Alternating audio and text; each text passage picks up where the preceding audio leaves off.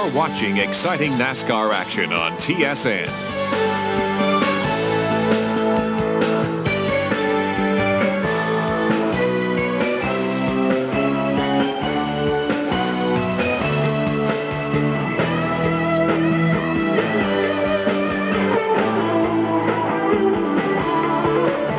We have some debris on the backstretch. On the front stretch, it is busy in terms of pit stop activity. Here's John Kernan. Davey Allison's last 2 pit stops, his crew has been so fast, and now the fall down with the jack. His crew has been so fast that they have picked up 8 spots on the racetrack. Now let's go down to Rusty's pit and Jerry Park. Right side tires already on, left side on. Rusty is down and away. We're waiting for Earnhardt to come by. Here comes the Goodrich Chevrolet. Here comes Davey, but Mark Martin will meet Davey Allison down pit road. And here's the Bojangles car of Derek Cope headed back in front of Kyle Petty. Morgan Shepherd beat them all out, but I think he only took on gas in the sit-go forward. Morgan is not one of those that's led so far today, so I guess he wants to lead the race. Inside Morgan Shepherd's car as he lines up, getting ready for a restart here at Bristol, but it'll be a couple of more laps. We'll be right back. ESPN Speed World at the Food City 500 Bristol International Raceway under caution. Morgan Shepherd will have the lead when we go back to caution, and this is why we are under this caution period. Another weight has fallen out of a car and landed on the racetrack, and the NASCAR inspector checking that over to see if there's a number on it to determine what car it might have fallen out of. Now, where would that be in terms of location on the race car? Probably stuck in the left frame rail. They have little caps that go over to hold them in there. And maybe that cap broke or the bolt broke to hold the cap on, and it just slid out of the frame rail. Now then, they position them in that frame rail, and obviously they don't fill the whole frame rail up with lead because that would be too much. So to take the space up that's not required by lead, they put 2x4s in there. I'll be darned. So in Richmond,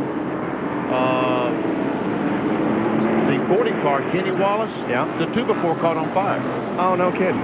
Caught on fire, so we had to make a pit stop to put the 2x4 in. I'll be darned. Okay, here we go back to green. Morgan Shepherd is the leader. Rusty is second, then Earnhardt, Martin, and Davey Allison. And Morgan makes sure he gets off the caution flag quickly down to the inside of the racetrack.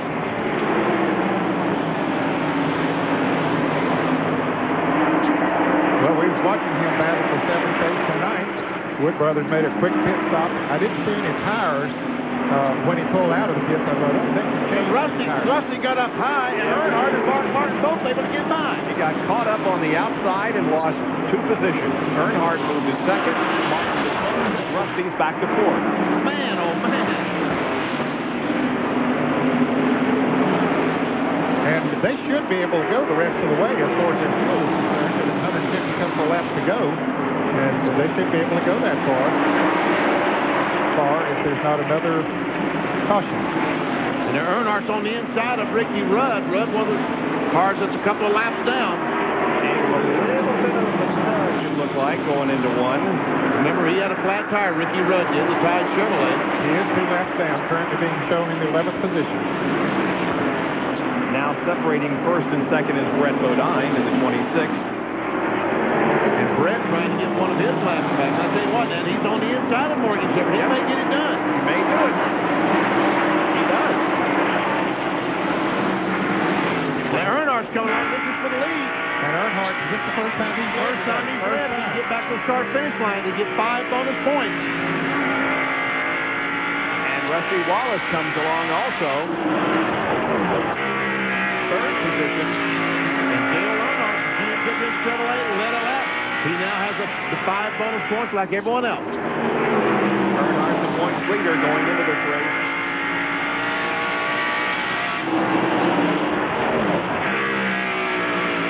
Now Brett moves down to the inside. Gives Earnhardt some running room. Here comes Mark Martin on the inside. Yeah, that may not be a smart move. Mark almost got to the inside of Earnhardt, but couldn't. Now let's see what happens as they go through the 4th corner. Again, Earnhardt goes up the track a little bit, but maintains the lead.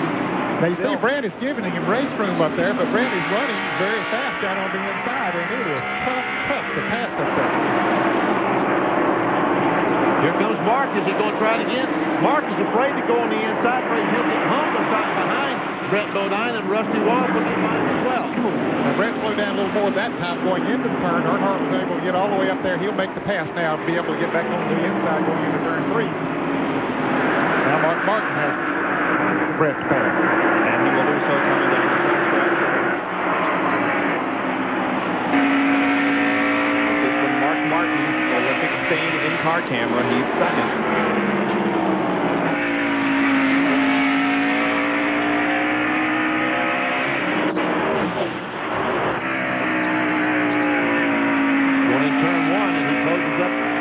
Closer and closer to our leader, Dale Earnhardt.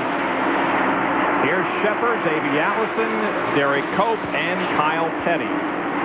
All of them on the same lap, battling for position, and not too far behind this group was Darrell Waltrip. And back. Oh, a little contact there. Brett Bodine got it out of shape. And he and Ricky Rudd are racing for position. They're both 2 laps down. Now Ricky Rudd is moved on the way. Brett's car gets a little bit more loose and he gets on the high side, so the train will go by. Yep.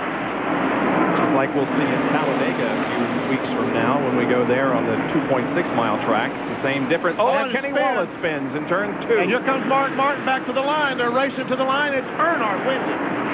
And Kenny let his car slide down the banking out of harm's way. Now Ernie Irvan spins. No caution. The leader. No caution yet. Everybody is down on the apron of the track, although Irvan's car is headed in the wrong direction. Still no caution. Here we go. Now caution flag comes out, but Mark Martin has the lead. Mark Martin got around Dale Earnhardt, so Martin is the leader. Morgan Shepherd's going to have to come in and get some tires, I believe. You think so? I would think so, because those cars that did take on tires were able to move around him pretty quickly. Yeah. And he accomplished what he wanted to do, and that is to go out and lead so he'd get 5 bonus points. And the Wood brothers are getting ready. So Morgan is Here comes in. Morgan, yep. And here is a replay when Mark Martin was able to get the lead. Earnhardt backed off. I'm sure the spotter said that there's a car spinning up there. Earnhardt backed off. Mark Martin kept going and got the lead. Morgan Shepherd in. Here's John. It'll be a 4-tire change for Morgan Shepherd. I talked to Eddie Wood a little while ago on that last pit stop they took on fuel only. Eddie said it was because the other pit stops, they would come in because they were so far behind. They wanted to get up front and see what they could do now. Also, we said it earlier, Joe, some of the teams have been put on weight training programs. Well, the Wood brothers are one of those teams. Our encouragement last week of some of the teams to get into shape must have done some good. Now, here is Kenny Wallace spinning. He spun around and just smacks the wall just a little bit, and he comes down out of harm's way. Now on the right.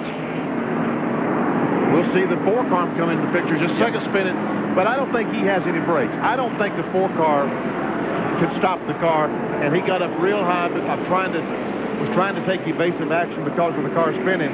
And the way he stopped the car when he went behind the wall, I think the brakes are completely gone. Now here are the cars that are not on the lead lap in the pits, and behind the wall is the Kodak Chevrolet once again with Ernie Irvan. There you see Ricky Rudd's car remaining on pit road. Now he's down and away as we get set to go back to action in just a moment at Bristol.